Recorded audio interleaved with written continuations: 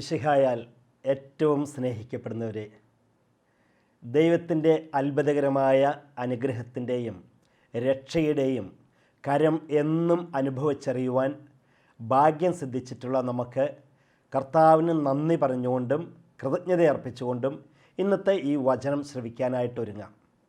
കർത്താവ് അരുളി ചെയ്തില്ലേ, ഞാൻ നിന്നെ രക്ഷിക്കുന്ന കർത്താവാണ്, നിൻ്റെ രക്ഷയ്ക്കായി നിന്നോടുകൂടെ ഞാനുണ്ടായിരിക്കുമെന്ന്. ഈ വചനത്തിൻ്റെ ശക്തിയാൽ യേശുക്രിസ്തുവിൻ്റെ ധന്യനാമത്തിന് ഏറ്റവും സ്നേഹത്തോടെ പ്രാർത്ഥനയോടെ നമുക്ക് നന്ദിയും ആരാധനയും കൃതജ്ഞതയും സമർപ്പിക്കാം. പ്രിയമുള്ളവരെ, ഇന്ന് കർത്താവ് യേശുമിശിഹാ നമുക്ക് നൽകുന്ന ദൈവവചനം അത് മനസ്സിലാക്കേണ്ട വിധം ഇങ്ങനെയാണ്.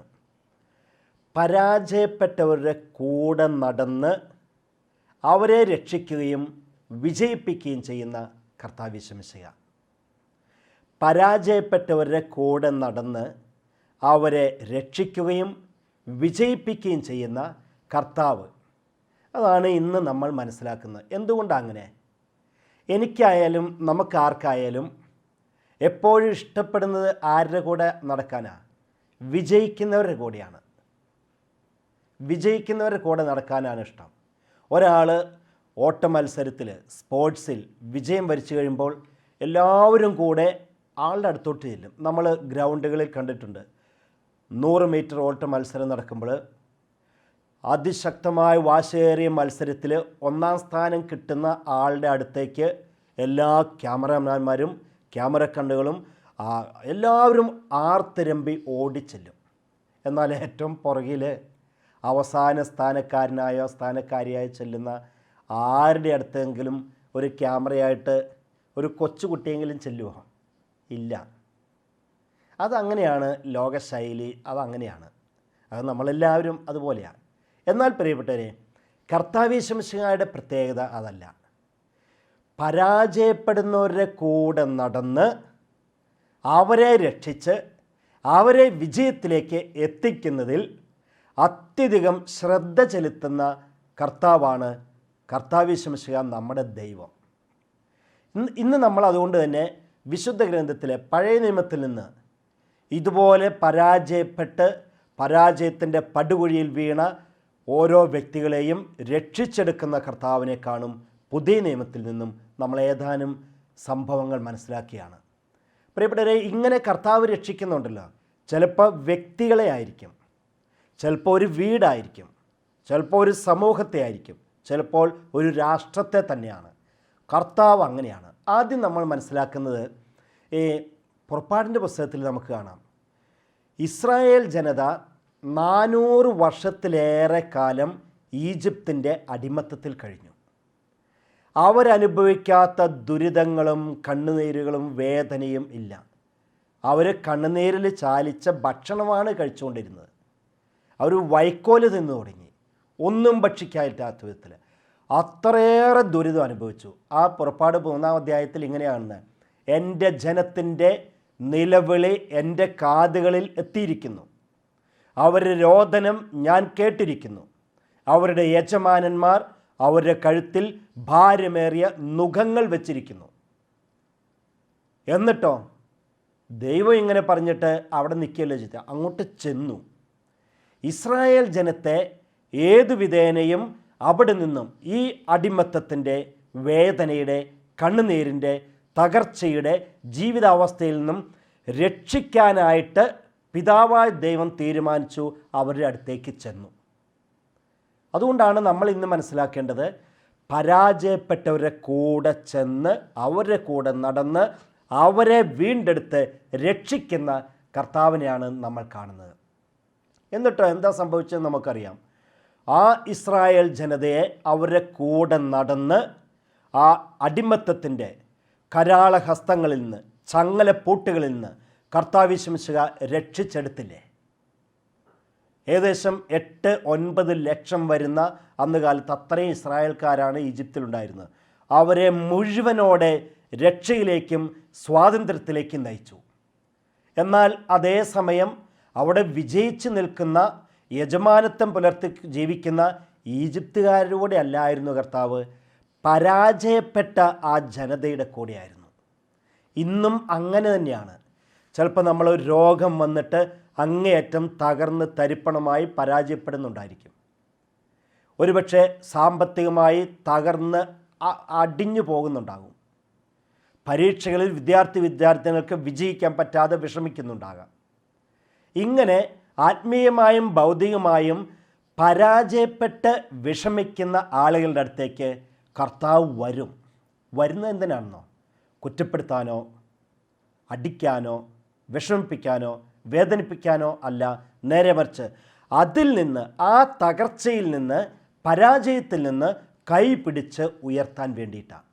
ഇങ്ങനെ ആ ഈജിപ്ഷ്യൻ ജനതയെ ഈജിപ്ഷ്യൻ ജനതയുടെ അടിമത്തത്തിൽ നിന്ന് ഇസ്രായേൽക്കാരെ കർത്താവ് രക്ഷിച്ചു, നമ്മൾ കാണുന്നുണ്ട്. എന്നിട്ടോ അങ്ങനെ രക്ഷിച്ചിട്ട് അവിടുന്ന് മോചിപ്പിച്ചിട്ട് അവിടെ വിട്ടില്ല. അവരെ ലക്ഷ്യസ്ഥാനത്തിൽ എത്തുന്നതുവരെ, എന്നിട്ടും പിന്നെ ഉണ്ടായിരുന്നു, ലക്ഷ്യസ്ഥാനത്തെത്തുന്നതുവരെ ദൈവമായ കർത്താവ് അവരുടെ കൂടെ നടന്നു. ചെങ്കടൽ കടന്നും മരുഭൂമി യാത്രയിലും ഇങ്ങനെ കാനാൻ ദേശത്ത് വാഗ്ദാന നാട്ടിൽ എത്തുന്നതുവരെ ദൈവത്തിൻ്റെ അത്ഭുതകരമായ സംരക്ഷണം മേഘസ്തംഭമായും ദീപസ്തംഭമായും ഒക്കെ അനുഭവിച്ചറിഞ്ഞു. ഇതാണ് പ്രിയപ്പെട്ടവരെ, പരാജയപ്പെട്ട് കിടക്കുന്നവരെ വിജയത്തിലേക്കും രക്ഷയിലേക്കും നയിക്കാൻ നമുക്കൊരു കർത്താവുണ്ട്. ആ കർത്താവിനെയാണ് നമ്മളെന്നും വിളിച്ച് പ്രാർത്ഥിക്കേണ്ടത്. അതാണ് വചനം ഇങ്ങനെ പറയുന്നത്, നിൻ്റെ രക്ഷയ്ക്ക് നിന്നോടുകൂടെ ഞാനുണ്ടായിരിക്കുമെന്ന്. നിൻ്റെ രക്ഷയ്ക്ക് നിന്നോടുകൂടെ ഞാനുണ്ടായിരിക്കുമെന്ന് ദൈവത്തിൻ്റെ വാഗ്ദാനം അത് കർത്താവ് ശംശ കൃത്യമായും നിറവേറ്റി തരുന്നുണ്ട്. ഇനി രണ്ടാമതായി നമ്മൾ കാണുന്നത്, നമുക്കറിയാം, ഈ പരാജയപ്പെട്ട് കിടന്ന ഇസ്രായേൽ ജനതയെ രക്ഷിക്കാനായിട്ട് ദൈവം തിരഞ്ഞെടുത്ത വ്യക്തി അതാരാ? മോശ ആരായിരുന്നു നമുക്കറിയാം. മോശയെക്കുറിച്ച് പറഞ്ഞാൽ പരാജയത്തിൻ്റെ പടുകുഴിയിലേക്ക് ഇങ്ങനെ മൂക്ക് കുത്തി വീണ വ്യക്തിയാണ്. കാര്യം ജീവിച്ചതൊക്കെ നല്ല സൗകര്യമുള്ള ഫറവോയുടെ കൊട്ടാരത്തിലും അങ്ങനെയുള്ള സാഹചര്യത്തിലൊക്കെ ആയിരുന്നെങ്കിലും മോശയുടെ ശരീരത്തിലൂടെ ഓടിയിരുന്നത് ഇസ്രായേൽക്കാരൻ്റെ യഹൂദൻ്റെ രക്തമായിരുന്നു, യഹൂദനായിരുന്നല്ലോ. അതുകൊണ്ട് തന്നെ പ്രിയപ്പെട്ടവരെ, ആ ഇസ്രായേൽക്കാരെ രക്ഷിക്കണം എന്നുള്ള അതിയായ ആഗ്രഹം മോശയുടെ ഉള്ളിലുണ്ടായി. മോശ കണ്ടുപിടിച്ച മാർഗം ഈജിപ്തിനെ ഓരോരുത്തരെ ആയിട്ട് പിടിച്ച് കൊന്ന് അവസാനം ഇസ്രായേൽക്കാരെ രക്ഷിക്കാവുന്ന, ഒരിക്കലും നടക്കാത്ത സുന്ദരമായ സ്വപ്നം. കാരണം നമുക്കറിയാം, മോശ അങ്ങനെ ദേഷ്യപ്പെട്ട് ഒരു ഈജിപ്തുകാരനെ പിടിച്ച് അടിച്ച് കൊന്ന് മണലിൽ കുഴിച്ചിട്ടു. ഇത് ബാക്കിയുള്ളവരറിഞ്ഞു. എല്ലാവരും കൂടെ മോശയെ പിടിച്ച് അടിച്ച് കൊല്ലാനായിട്ട് തുടങ്ങിയപ്പോഴത്തേനും മോശ ഓടി രക്ഷപ്പെട്ടു, മരുഭൂമിയിലേക്ക് ഓടി രക്ഷപ്പെട്ടു. ഇതാണ് പ്രത്യേകത. അതോടെ മോശയുടെ എല്ലാ പദ്ധതിയും പൊളിഞ്ഞു. മോശ ഒരു ഭൂലോക പരാജയമായി തീർന്നു.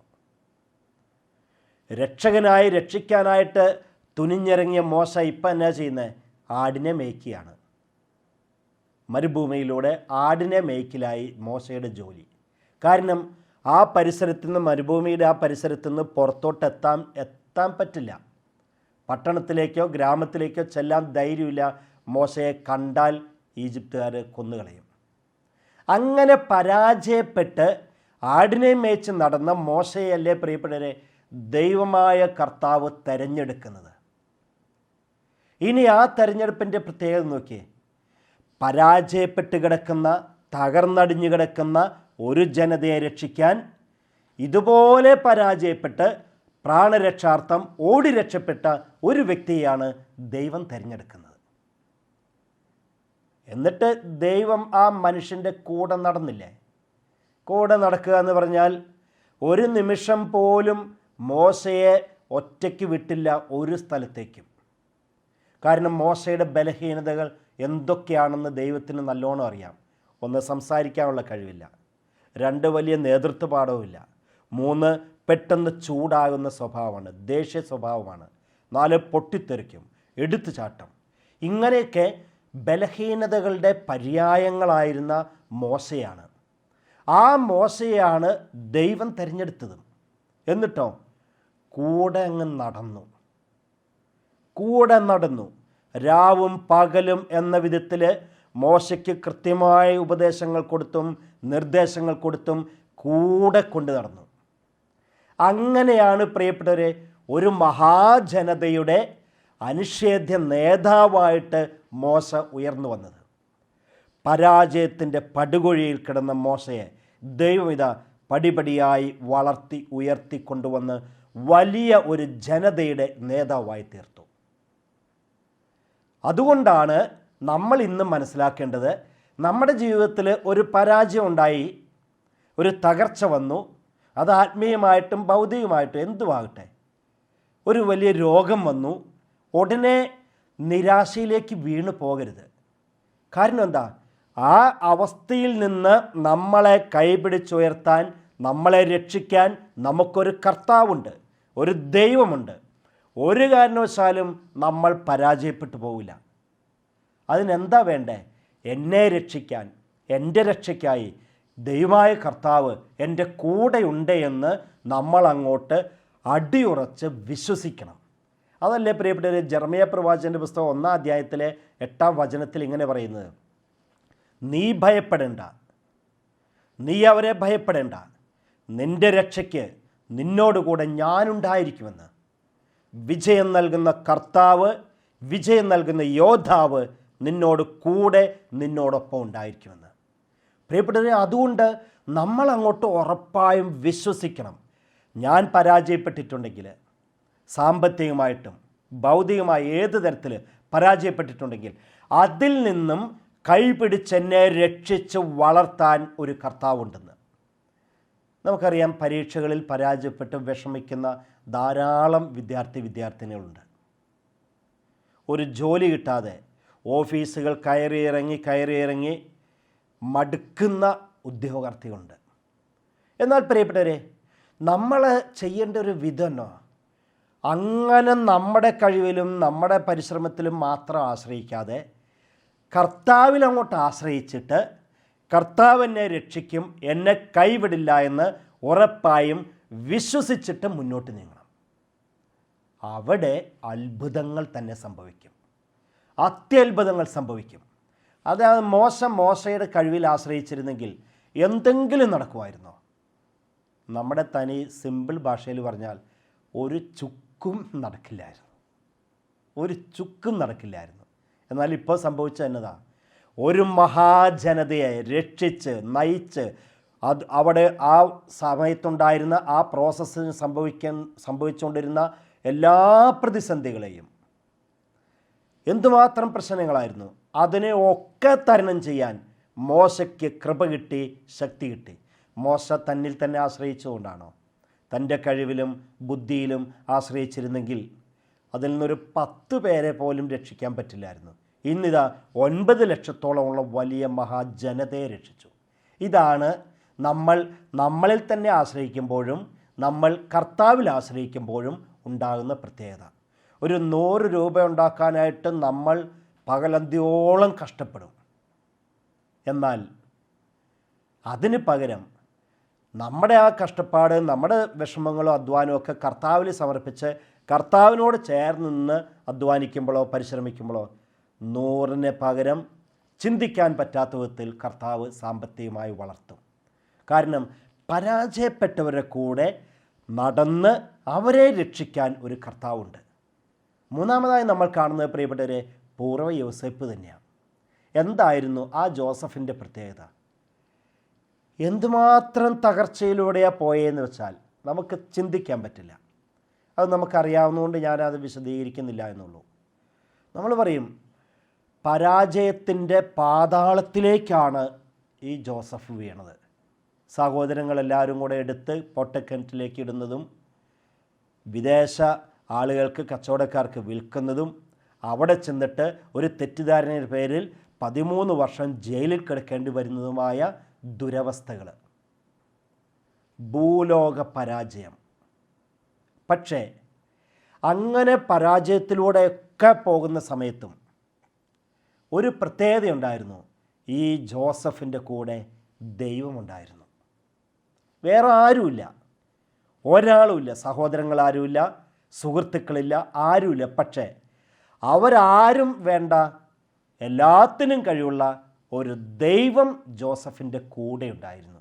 അതുകൊണ്ട് നോക്കുക, എന്തുമാത്രം പരാജയത്തിൻ്റെ ആഴമുണ്ടായിരുന്നോ ആഴത്തിലേക്ക് താന്നു പോയോ, അതിൻ്റെ 100 ഇരട്ടി ഉയരത്തിലേക്കല്ലേ ദൈവം ഈ ജോസഫിനെ ഉയർത്തിയത്. വചനം പറയുന്നത് ഇങ്ങനെയല്ലേ പ്രിയപ്പെട്ടവരെ, ഫറവോ കഴിഞ്ഞാൽ the most powerful person in Egypt, second powerful person. ഫറവോ ഔദ്യോഗികമായ അധികാരിയായിട്ടിരിക്കുന്നു. അത് കഴിഞ്ഞാൽ ഈജിപ്ത് മുഴുവൻ്റെയും അധികാരമുള്ള വ്യക്തി. ഫറവോ ജനങ്ങളോട് പറഞ്ഞു, ജോസഫിൻ്റെ മുന്നിൽ എല്ലാവരും മുട്ടുകൾ മടക്കുകയും ശിരസ് നവിക്കുകയും. ഇതുപോലെ എന്തുമാത്രം പരാജയത്തിൻ്റെ പടുകുഴിയിലേക്ക്, പാതാളത്തിലേക്ക് ആ മനുഷ്യൻ വീണോ, അതിൻ്റെ 100 ഇരട്ടി ഉയരത്തിലേക്ക് കർത്താവ് ജോസഫിനെ എടുത്ത് ഉയർത്തി വെച്ചു. കാരണം എന്താ? ഇതാണ്, പരാജയപ്പെട്ട് തകർന്നടിഞ്ഞ് ജീവിച്ച സമയത്ത് ജോസഫ് ദൈവത്തെ മറന്നില്ല. ഒരിക്കലും നിരാശ ഉള്ളിൽ കയറിയില്ല, ഒരിക്കലും പ്രത്യാശ കൈവിട്ടില്ല. പ്രത്യാശയോടെ വിശ്വാസത്തോടെ എന്നും ജീവിച്ചു. എൻ്റെ ദൈവം എൻ്റെ കൂടെയുള്ളതുകൊണ്ട് ഈ തകർച്ചയിൽ നിന്നും, ഈ പരാജയത്തിൽ നിന്നും, ഈ തെറ്റിദ്ധാരണകളിൽ നിന്നും എന്നെ കർത്താവ് രക്ഷിക്കുമെന്ന് ഈ ജോസഫ് ഉറപ്പായും വിശ്വസിച്ചു. അപ്പോൾ ഇവരൊക്കെ നമുക്ക് പറഞ്ഞു തരുന്ന അത്ഭുതകരമായ പാഠം എന്നതാണ്, ജീവിതത്തിൽ ഒരു തകർച്ചയോ ഒരു വേദനയോ ഒരു ബുദ്ധിമുട്ടോ പരാജയമോ ഉണ്ടാകുമ്പോഴത്തേനും എല്ലാം കഴിഞ്ഞു, ഇനി എനിക്ക് രക്ഷയില്ല, ഇനി ഞാൻ ജീവിച്ചിട്ട് കാര്യമില്ല, ഇനി ഞാൻ രക്ഷപ്പെടാൻ പോകുന്നില്ല എന്ന് ചിന്തിക്കരുതെന്ന്. പരാജയപ്പെട്ടവരുടെ കൂടെ നടന്ന് അവരെ രക്ഷിക്കുന്ന ഒരു കർത്താവിനെയാണ് നമ്മൾ ആശ്രയിക്കേണ്ടത്. ആ കർത്താവ് നമ്മളെ രക്ഷിക്കുക തന്നെ ചെയ്യും. അതുകൊണ്ടല്ലേ യാക്കോബ് ശ്ലീഹായുടെ ലേഖനത്തിൽ ഇങ്ങനെ എഴുതിയിരിക്കുന്നത്, ദൈവത്തിൻ്റെ സന്നിധിയിൽ എളിമയോടെ നിൽക്കുക, തക്ക സമയത്ത് അവിടുന്ന് നിന്നെ ഉയർത്തും. അത് സംഭവിക്കും പ്രിയപ്പെട്ടവരെ. തക്ക സമയത്ത് നമ്മളെ കർത്താവ് കൈപിടിച്ച് ഉയർത്തും. വെള്ളത്തിലേക്ക് താഴ്ന്നു പോകാൻ തുടങ്ങിയ പത്രോസിനെ കൈപിടിച്ച് പൊക്കിയെടുത്തതുപോലെ നമ്മളെ കർത്താവ് വിജയത്തിലേക്കും സൗഖ്യത്തിലേക്കും രക്ഷയിലേക്കും കൈപിടിച്ചുയർത്തും. എന്താ കാരണം? പരാജയപ്പെട്ടവരുടെ കൂടെ നടക്കാനും അവരെ രക്ഷിക്കാനും ഒരു കർത്താവുണ്ട്. ഇനി നമ്മൾ പുതിയ നിയമത്തിലേക്ക് വരികയാണ്. പഴയ നിയമത്തിലെ 3 പേരെ നമ്മൾ, ഒരു സമൂഹത്തെ 2 വ്യക്തികളെ നമ്മൾ കണ്ടു. പുതിയ നിയമത്തിലേക്ക് വരുമ്പോഴും പ്രിയപ്പെട്ടവരെ, ശരിക്കും പറഞ്ഞാലുണ്ടല്ലോ, ഈ പുതിയ നിയമത്തിൽ പരാജയപ്പെട്ട് തകർന്നടിഞ്ഞ് കിടക്കുന്നവരുടെ സമുദ്ധാരകനായിട്ടാണ് കർത്താവ് ഈശോ വന്നത്. ഈശോ അതുകൊണ്ട് തന്നെയാണ് പറഞ്ഞത്, ഞാൻ വന്നിരിക്കുന്നത് നീതിമാന്മാരെ തേടിയല്ല, പാപികളെ തേടിയാണ്. ആത്മീയമായും ഭൗതികമായും പരാജയത്തിൻ്റെ പടുകുഴിയിലേക്ക് തകർന്നടിഞ്ഞ് വീണിട്ടുള്ള വ്യക്തികളെ രക്ഷിക്കാനാണ് കർത്താവ് വന്നിട്ടുള്ളത്. ആദ്യമായി നമ്മൾ മനസ്സിലാക്കുന്നത് പത്രോസ് ശ്ലീഹായെ തന്നെയാണ്. പത്രോസിൻ്റെ ജീവിതം നോക്കുക. പത്രോസ് ഒരു എടുത്തുചാട്ടക്കാരൻ, പെട്ടെന്ന് കോപിക്കുന്ന ആൾ, ചിന്തയില്ലാതെ വാക്കും പ്രവൃത്തിയും ചെയ്യുന്ന വ്യക്തി. എന്നാലോ ഇതൊക്കെയാണെങ്കിലും അങ്ങേയറ്റം ആത്മാർത്ഥതയുള്ള ആൾ. ഒരു ഘട്ടത്തിൽ വന്നപ്പോൾ നിരാശയുടെയും പരാജയത്തിൻ്റെയും ബോർവെല്ല് കുത്തി അതിലേക്ക് വീണു. അല്ലാതെ ഒരു കുഞ്ഞു കുഴിയിലേക്കോ ഒരു കുളത്തിലോട്ടോ വീണു എന്നല്ല. നിരാശയുടെ പരാജയത്തിൻ്റെ ബോർവെല്ല് കുത്തി അതിലേക്ക് വീണു. എവിടെയാണ് അത്? നമ്മൾ കാണുന്നത് യോഹന്നാൻ്റെ സുവിശേഷം 21 അധ്യായത്തിലാണ്. ആ ഒരു രാത്രി സമയത്ത് രാത്രിയായപ്പോൾ പത്രോസ് കൂടെയുള്ളവരോട് പറഞ്ഞു, ഞാൻ മീൻ പിടിക്കാൻ പോവുകയാണ്. എന്തേ? ആ ഒരൊറ്റ വാക്ക് മതി പ്രിയപ്പെട്ടവരെ, പത്രോസിൻ്റെ ഉള്ളിലെ നിരാശ എന്തുമാത്രം ഉണ്ടെന്ന്, ഉള്ളിൽ കുമിഞ്ഞുകൂടിയിരിക്കുന്ന ഇരുട്ട് എന്തുമാത്രം ഉണ്ടെന്ന്, പത്രോസിൻ്റെ ജീവിതം എത്രമാത്രം തകർന്നു പോയി എന്ന് മനസ്സിലാക്കാൻ ആ ഒരൊറ്റ വാക്ക് മതി, ഞാൻ മീൻ പിടിക്കാൻ പോവുകയാണെന്ന്. കാരണം എന്താ? പത്രോസിന് വലിയ സ്വപ്നങ്ങളുണ്ടായിരുന്നു. ഈശോയുടെ കൂടെ നടന്നപ്പോൾ വളരും, ഉയരും, സംഭവമായിത്തീരും, വലിയ അധികാരിയായിത്തീരും. പക്ഷേ ഈശോയെ എല്ലാവരും കൂടെ പിടിച്ച് കൊന്ന് ഇങ്ങനെ ആ സംഭവം കഴിഞ്ഞോടുകൂടി കാര്യം ഈശോ ഉയർത്തെഴുന്നേറ്റെന്നൊക്കെ പറഞ്ഞാലും പത്രോസിൻ്റെ എല്ലാ സന്തോഷവും പോയി, സ്വപ്നങ്ങൾ അടിഞ്ഞു. അതുകൊണ്ട് പത്രോസ് അവസാനം കൂട്ടത്തിലുള്ളൊരു 7 ശിഷ്യന്മാരോട് കൂട്ടരോട് പറഞ്ഞു, ഞാൻ മീൻ പിടിക്കാൻ പോവുക, പഴയ തൊഴിലേക്ക് പോവുക. എനിക്കിനി സ്വപ്നങ്ങളില്ല, സന്തോഷങ്ങളില്ല, ഇനി പുതിയ പദ്ധതികളില്ല, ഒക്കെ പോയി. പരാജയപ്പെട്ട് തകർന്നു നിൽക്കുന്ന പത്രോസ്. അങ്ങനെ ആ മനുഷ്യൻ മീൻ പിടിക്കാൻ പോയി, ഒന്നും കിട്ടിയില്ല. അവിടെയും പരാജയം. കാരണം എന്താ? ഉള്ളിലും മുഴുവൻ നിരാശയും പ്രത്യാശയില്ലായ്മയും ഇരുട്ടും കയറ്റി വെച്ചിട്ട് നമ്മൾ എന്ത് ചെയ്താലും വിജയിക്കില്ല. അതുതന്നെയാണ് പത്രോസിനും പറ്റിയത്. ഇങ്ങനെ സങ്കടവും നിരാശയും പേടിയും ഒക്കെ ആയിട്ട് മീൻ പിടിക്കാൻ പോയി, ഒന്നും കിട്ടിയില്ല. എന്നാൽ പ്രിയപ്പെട്ടവരെ, ഇവിടെയാണ് പരാജിതൻ്റെ കൂടെ നടക്കുന്ന കർത്താവിനെ കാണുന്നത്. പത്രോസ് ഇങ്ങനെയൊക്കെയല്ലേ, എന്നെ 3 പ്രാവശ്യം തള്ളിപ്പറഞ്ഞു, ഇപ്പം ഇതേ എല്ലാം വിട്ടുപേക്ഷിച്ച് പഴയ ജോലിയിലേക്ക് പോയി, ഇനി എന്നാൽ അവനെ വിളിക്കുന്നില്ല എന്നല്ല കർത്താവ് കരുതിയത്. കൂടെ നടന്നു, കൂടെ ചെന്നു, പറഞ്ഞു വലതുവശത്ത് വലയിട്ടോളാം. ഇഷ്ടംപോലെ മീൻ കിട്ടി. ഉടനെ പത്രോസിന് തിരിച്ചറിവുണ്ടായി അത് കർത്താവാണെന്ന്. മേൽമുണ്ട് ധരിച്ച് വെള്ളത്തിലേക്ക് ചാടി പത്രോസ് ഈശോയുടെ അടുത്തെത്തുന്നു. പറഞ്ഞു, കർത്താവെ, ഞാൻ പാപിയാണ്, എന്നിൽ നിന്നും അകലേണമെന്ന്. വിട്ടില്ല, കൂടെ നടന്നില്ലേ? പത്രോസിൻ്റെ കൂടെ നടന്നു. പരാജയത്തിൻ്റെ അങ്ങേയറ്റം പാതാളത്തിലേക്ക് വീണുപോയ പത്രോസിൻ്റെ കൂടെ നടന്ന് രക്ഷിക്കുന്ന ഒരു കർത്താവിനെയാണ് പ്രിയപ്പെട്ടവരെ നമ്മൾ കണ്ടുമുട്ടുന്നത്. എന്നിട്ടോ ആ തിബേരിയസ് കടൽ തീരത്ത് വെളുപ്പാങ്കാലത്ത് വെച്ച് ഈ പത്രോസിനെ ഒരു വാക്കുകൊണ്ടോ ഒരു നോക്കുകൊണ്ടോ കുറ്റപ്പെടുത്തുന്നതിന് പകരം കർത്താവ് എന്താ ചെയ്തത്? പത്രോസിനോട് പറഞ്ഞു, പത്രോസെ, നീ എൻ്റെ ആടുകളെ മേയ്ക്കുക, എൻ്റെ കുഞ്ഞാടുകളെ മേയ്ക്കുക, ചെമ്മരിയാടുകളെ മേയ്ക്കുക എന്നൊക്കെ പറഞ്ഞ് ഇതാ സഭയുടെ സർവാധികാരിയായിട്ട് പത്രോസിനെ കർത്താവ് യേശുമിശിഹാ അങ്ങ് നിശ്ചയിച്ചു, അധികാരപ്പെടുത്തി. ഇതാണ് പ്രിയപ്പെട്ടവരെ, പരാജയപ്പെട്ടവരെ കൂടെ നടന്ന് അവരെ രക്ഷയിലേക്കും അവരെ വിജയത്തിലേക്കും നയിക്കുന്ന കർത്താവ്. അങ്ങനെ കത്തോലിക്ക സഭയുടെ ആദ്യത്തെ മാർപ്പാപ്പയായിട്ട് സർവാധികാരിയായിട്ട് ഈ പത്രോസിനെ കർത്താവ് യേശുമിശിഹാ തന്നെയാണ് നേരിട്ട് നിയമിച്ചത്, വേറെ ആരുമല്ല. അല്ലെങ്കിൽ കർത്താവിന് തള്ളിക്കളയാമായിരുന്നില്ല, തള്ളിക്കളഞ്ഞില്ല. പരാജയപ്പെട്ട് ഇനി തൻ്റെ കഴിവോ തൻ്റെ സിദ്ധിയോ തൻ്റെ ആരോഗ്യമോ ഒന്നുകൊണ്ടും ഒരു കാര്യമില്ലെന്ന് മനസ്സിലാക്കി ദൈവത്തിൽ ആശ്രയിച്ച് പരാജയപ്പെട്ട പത്രോസിനെ ഇതാ കർത്താവ് പൊക്കിയങ്ങെടുത്തു. എന്തുമാത്രം ഉയർത്തിയെന്ന് നമുക്ക് ചിന്തിക്കാൻ പോലും പറ്റില്ല. അതുകൊണ്ട് പ്രിയപ്പെട്ടവരെ, അങ്ങനെ ആ ശിഷ്യഗണത്തിൻ്റെ നേതാവാക്കി കത്തോലിക്ക സഭയുടെ ഔദ്യോഗിക പ്രതിനിധിയാക്കി നേതൃത്വ സ്ഥാനത്തിരുത്തിയെങ്കിൽ ഇന്ന് നമുക്കോരോരുത്തർക്കും നമ്മുടെ ജീവിതത്തിൽ ഒരു പരാജയം വന്നാൽ, ഒരു തകർച്ചയുണ്ടായാൽ, ഏതു തരത്തിലുള്ളതാകട്ടെ, നമുക്ക് ആശ്രയിക്കാൻ ഒരു കർത്താവുണ്ട്. പ്രതീക്ഷയോടെ പ്രത്യാശയോടെ ഈ കർത്താവിൽ ആശ്രയിക്കുമ്പോൾ പ്രിയപ്പെട്ടവരെ, നമ്മുടെ ജീവിതം അടിമുടി മാറും. കർത്താവ് മാറ്റിത്തരും. അതിനു വേണ്ടിയിട്ടാണ് കർത്താവ് യേശുമിശിഹാ എപ്പോഴും നമ്മുടെ കൂടെയുള്ളത്. ഇങ്ങനെ പരാജയത്തിൽ നിന്ന് വിജയത്തിലേക്കും അനുഗ്രഹത്തിലേക്കും രക്ഷയിലേക്കും നയിക്കുന്ന നല്ല തമ്പുരാൻ നമ്മളെല്ലാവരെയും സമൃദ്ധമായി അനുഗ്രഹിക്കട്ടെ, ആശീർവദിക്കട്ടെ.